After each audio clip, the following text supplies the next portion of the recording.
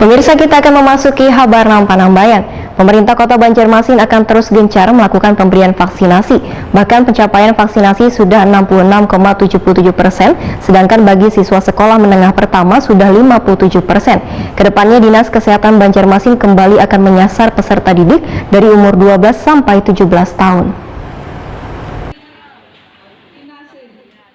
Pemerintah Kota Banjarmasin terus gencar melakukan pemberian vaksinasi. Bahkan pencapaian vaksinasi sudah 66,77%. Sedangkan bagi siswa sekolah menengah pertama sudah mencapai 57%. Kedepan Dinas Kesehatan Banjarmasin kembali akan menyasar peserta didik dari umur 12 sampai 17 tahun. Kepala Dinas Pendidikan Banjarmasin, Totok Agus Daryanto, wayah ditakuni Prima TV tengah hari Rabu 17 November 2021 memadahkan vaksinasi bagi peserta didik tingkat SMP ditargetkan 66%, sementara pencapaiannya baru 57%. Dikarenakan adanya beberapa kendala, salah satunya adalah terkait dengan harus adanya persetujuan dari kuitan atau wali siswa. Selain itu, permasalahan lainnya berkaitan dengan teknis pelaksanaan kegiatan vaksinasi yang dilakukan di sekolah-sekolah. Namun, Dinas Pendidikan terus melakukan sosialisasi dan memberikan pengertian kepada kuitan siswa bila vaksinasi bagi kekanakan ini sangatlah penting demi membentuk kekebalan tubuh.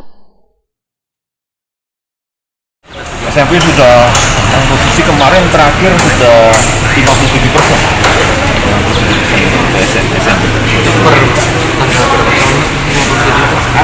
Kemarin saya bulan ini?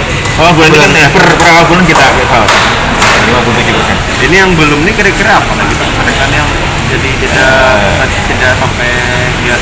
Ya memang ada persetujuan orang tua ya, yang kendalanya ini kan makanya kita edukasi masyarakat. Yang kedua ya juga koordinasi dengan ya kan gini, kita kan mengusahakan vaksinasi di sekolahan.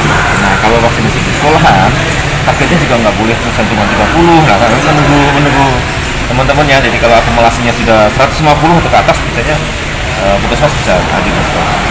Tapi misalnya ini kita kejar, masih ada 1 bulan lagi ya. Kita kejar kan kita punya target tahun 2021 dan target. Totok Agus Daryanto berharap pencapaian vaksinasi bisa tercapai hingga akhir tahun 2021 nanti, yaitu 70 hingga 80%, supaya pelaksanaan pembelajaran tatap muka bisa kembali nang kaya biasa.